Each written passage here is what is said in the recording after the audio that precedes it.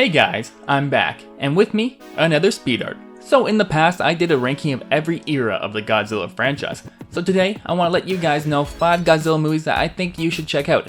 Because I know realistically, anybody hopping into this franchise over 65 years after its start has a lot of films to go through.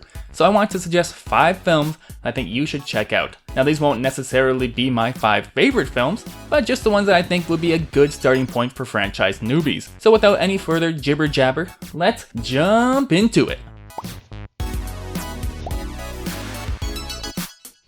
But first, I want to thank Skillshare for sponsoring another one of my videos. If you're watching this, you're probably interested in animation or illustration. So Skillshare is the perfect place to hone in on your creativity. I highly recommend Shaban Tomi's class on character animation. She uses Adobe Animate, the same program I use, and she goes into details about how to start an animation from beginning to end. It goes through the whole process of creating characters and animating them, so it'll be a great place to start as a beginner, or brush up on your skills as a semi-professional. I watched through it myself and I think she did a really good job on summarizing Adobe Animate and animation in general. Skillshare has many classes on topics like photography, filmmaking, graphic design, and even cooking. And there are new premium classes added every week. The first 1,000 people to use my link in the description get a 1-month free trial of Skillshare. So check it out today.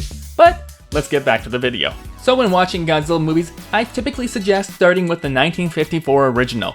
Now there are 2 main cuts of this movie, the original 1954 version that was released in Japan, and a version cut with a few American actors and dubbed and re-edited to be released in America. The version I suggest the most is the original Japanese version. While the American version is pretty good, the new scenes do make me lose immersion with the story, and it reminds me I'm watching a movie. But either one is fine depending on where you can see it. This film is an absolute classic. The effects still hold up, the suitmation is groundbreaking, and the human story is top notch. Whenever I hear someone say the story doesn't matter in a Godzilla film, I like to point them to the original. The human story is the heart of this movie, and Godzilla is only a background focus, but both parts of the story are utilized and come together nicely in the climax. So if you're gonna start anywhere, start here. So you've watched the first movie, and now you're confused as to where to go. So I'm going to suggest King Kong vs. Godzilla. Not to be confused with Godzilla vs. Kong, this is the 1962 original mashup. Now this isn't one of my favorite Godzilla films, but it probably is the best example of a more lighthearted Showa era monster fight type movie, and it is the first of its kind. While there was a brief fight scene between Godzilla and Anguirus in Godzilla Raids Again, this is really the first movie to drop the serious tone of the first 2 Showa films and just allow the monsters to fight like wrestlers. Kong's suit in this film is certainly laughable, but if you want to get a taste of the cheesy Showa era of Godzilla films, give King Kong vs. Godzilla a try, and if you like it, keep watching the rest of the Showa era films. It has a lot of ups and downs for sure, but the template was really started with this movie.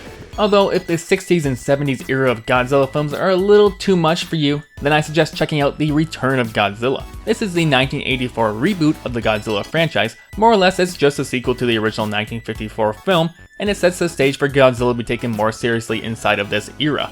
While the human storyline doesn't reach the same emotional heights as the original, the humans here are a bigger part of the picture, and less like the characters of the later Showa films. The suitmation looks amazing, minus a couple of shots where Godzilla looks a little cross-eyed, but other than that, the effects at work here look great for its time and still hold up really well. If you like this film, I highly suggest watching the entire Heisei era. It has its ups and downs just like the Showa era, but overall I think it's the most consistent era of Godzilla films. And Godzilla vs. Biollante, which is the second one after this, is my favorite of the batch, and it also introduces the character Mickey, who is one of my favorite characters in this entire franchise, and she would be in every single film subsequently after that. So I think this era is probably actually the most interesting because it actually follows a storyline pretty closely for Godzilla. So if you like the more serious but still fun Godzilla movies, this Heisei era is a good option. Alright, zooming over to the Millennium era, which is the Japanese era of Godzilla films from 1999 to I think 2005. And all these Godzilla films were kind of marked with poor CGI and rushed storylines. Plus there's almost no continuity between the films, making it hard to relate to the series the same way I would the Heisei or even Showa eras. With that said, they did release a few good films, and my favorite to suggest is the crazily titled Godzilla, Mothra, King Ghidorah, Giant Monsters, All Out Attack. Yeah, that's a mouthful. This was actually directed by the same person who directed the Gamera trilogy from the 90s, which is an amazing kaiju series and everybody should watch it. So he actually brings the same sensibilities here to this entry in the Godzilla series. It's another reboot of the franchise, only referencing the events of the first film, so you don't really need to watch any other sequels, and Godzilla here looks super menacing. This is a version of him without any pupils. This was done to make him look like the big bad because Mothra and Ghidorah here are both good and face off against him. This film is lined with Japanese history, more so than a lot of the other Millennium films, and because Godzilla is allowed to be bad again, the film actually has stakes that are interesting. So if you want to dip your toes in the Millennium era, I highly suggest trying out GMK. But if you are still not convinced to watch some of the older Godzilla films, then I want my last suggestion to be a newer film, Shin Godzilla. This is currently the latest live-action Japanese Godzilla movie. It's another reboot of the franchise that uses modern-day tragedies to repaint Godzilla as a force of nature. This also follows the trend of having kaiju evolve on film, something that other monsters in the Godzilla franchise have done, but typically Godzilla has not, so it's very interesting to see. This is also the first Japanese film to be fully CGI, and it looks fantastic. Seriously, I'd say that the CGI here even rivals the modern American Godzilla films. Now, a criticism I hear a lot for this film is it's a lot of boardroom meetings and not enough action. But that really doesn't bother me because we get a different viewpoint for the franchise that we have never seen before, one that allows for some dark comedy and lets us know the characters a little more. So if you're looking for a modern Godzilla film to toss on, I really do suggest Shin Godzilla. So what do you think of my top 5 Godzilla films I think you should watch? Do you agree? Or do you have your own opinions about the franchise? Feel free to leave your top 5 Godzilla films below. Also, if you're wondering why I didn't suggest any American films here, I just felt like most odds you're probably aware of those movies and I want to suggest 5 films that you probably haven't seen or checked out yet.